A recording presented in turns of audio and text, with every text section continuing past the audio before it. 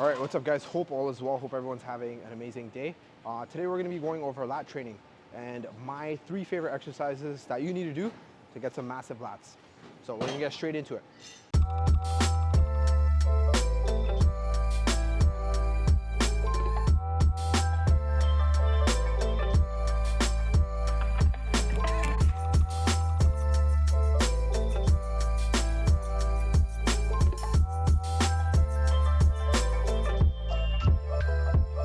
The first exercise we're going to be doing is going to be the single arm lat pull down.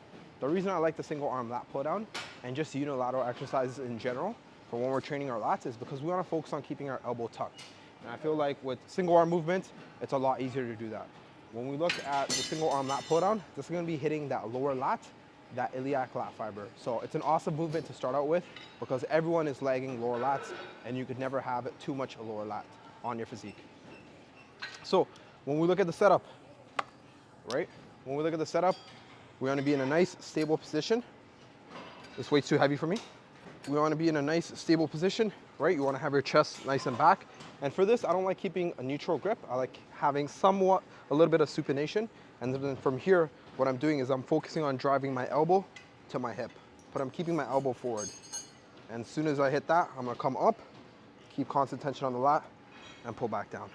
One thing you'll notice is when I'm pulling down, I'm not going behind me because that's gonna hit more so the rear delts and the upper back. I'm pulling straight down to my hip, right around over here.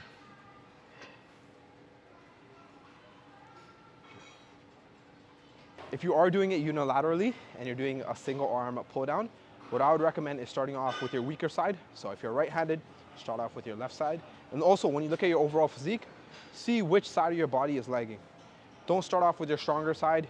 You're just gonna help accelerate that muscle imbalance. You wanna focus on fixing it. So start off with a weaker side and you'll build a better balanced physique.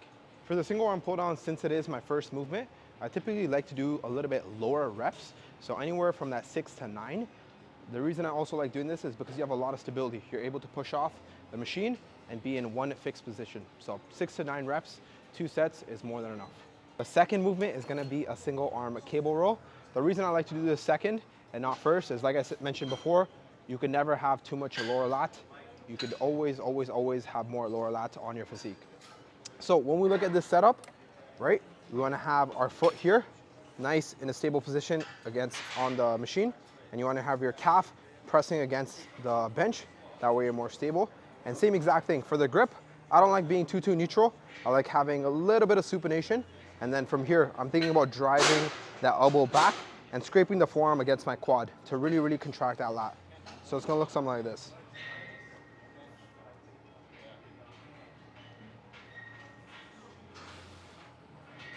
A couple things you're gonna notice while I'm doing this is I'm not going too far back, which is gonna be hitting the rear delt and the upper back. And I'm also not going too far forward, getting a stretch and rotating my wrist. It's just gonna take tension off the lat. Be in one stable position, keep the wrist here as far forward as you can go. That's all the range of motion you have. Pull back, drive, squeeze, and go back. And like I mentioned before, this is gonna be hitting the middle lat. For this, I typically like to go a little bit higher rep range because I do have some fatigue from the first exercise. Anywhere from that 10 to 15 reps is more than enough. Typically 2 sets as well. And the third and final movement is gonna be the single arm dumbbell row. The reason I like doing this at the end is gonna be a little bit more of the upper back. And also I feel like when it's your first lat movement, there's a lot of ego involved. I just see people jerking the weight, going all the way to the 200-pound dumbbells when you can't use that weight. So when we look at the setup, nice and easy. You wanna have a bench, right? You could also have one knee on the bench. I prefer to do it standing, right? We're gonna have our foot in a nice stable position, right? Have tension on the bench and then here. And then what we're gonna do is think about driving our elbow back into our hip and squeezing. Same exact rule applies. You wanna focus on keeping the elbow tucked beside you the whole entire time. You don't wanna have your elbow flared like this to the side. That's gonna be hitting a little bit more of the upper back and the rear delt. Also, one thing you'll notice is while I did those reps, I was in a very stable position the whole entire time. I didn't have a lot of jerking like this. I wasn't using a lot of momentum. If you're doing this, the weight's way too heavy. Go lower on the rack, buddy. So here, stretch, pull. Nice and simple. For this, typically, I like to do a little bit more lower in terms of the rep range. So anywhere in that 8 to 12 rep range is more than enough. When we look at lat training, you don't have to do all 3 of these exercises. These are just my 3 favorites. Find a couple lat exercises that work best for you and just keep doing them over and over and you'll grow those lats. Hope this helped. Until next time, thanks.